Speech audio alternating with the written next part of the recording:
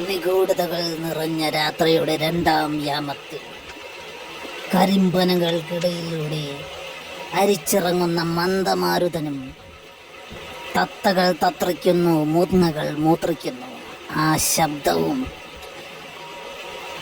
കറുത്തിരുണ്ട രൂപത്തോടുകൂടി തിളങ്ങുന്ന കൃഷ്ണമണികളോടുകൂടി നിങ്ങളെ നോക്കിക്കാണുന്ന ഈ രാത്രിയിൽ ഇതാ എൻ്റെ മറ്റൊരു ഫുഡ് ബ്ലോഗ്. ഇപ്പൊ പറഞ്ഞ വോയിസ് ആണ് ഇതുണ്ടാക്കുന്ന ആൾ എന്റെ ഭർത്താവിന്റെ വോയിസ്. എനിക്ക് രാത്രി വിശന്നപ്പോഴത്തേന് അപ്പവും പിന്നെ അമ്മ സ്റ്റോക്ക് ചെയ്ത മാങ്ങ അച്ചാറും രാത്രിയിലത്തേക്കല്ല ഉച്ചത്തേക്ക് വേണ്ടിയിട്ട് ഉണ്ടാക്കിയ കൊഞ്ച് റോസ്റ്റും കൂടെ കൂട്ടി കഴിക്കാമെന്നാണ് ഞാൻ വിചാരിച്ചത്. രാത്രി എന്നത്തെയും പോലെ മടി പിടിച്ചിരുന്നപ്പോഴത്തേനും ഭർത്താവിന്റെ അടുത്ത് ഹെൽപ്പ് ചോദിച്ചപ്പോഴാണ് അടുക്കളയിലൊന്ന് കയറിയത്. അല്ലെങ്കിൽ എനിക്ക് ഉണ്ടാക്കിയൊക്കെ തരും, അതൊക്കെ ഞാൻ വഴി ഇങ്ങനെ ഇട്ടാ. അപ്പൊ എനിക്ക് ആദ്യം നല്ല സോഫ്റ്റ് അപ്പം തന്നെ കിട്ടി. അത് കഴിഞ്ഞ് കിട്ടിയ വേണ്ടപ്പോ അത്രയ്ക്ക് സുഖമില്ലായിരുന്നു. ഉണ്ടാക്കിയ ആളുടെ കുഴപ്പമാണ്, മാവിന്റെ കുഴപ്പമല്ല.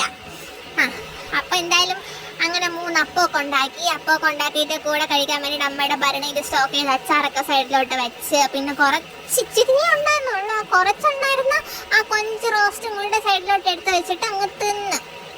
അപ്പൊ നിങ്ങൾ ഇങ്ങനെ വെറുതെ കണ്ടോണ്ടിരിക്കുക, ജസ്റ്റ് ഒന്ന് സബ്സ്ക്രൈബും കൂടെ ചെയ്തിട്ടൊക്കെ പോ.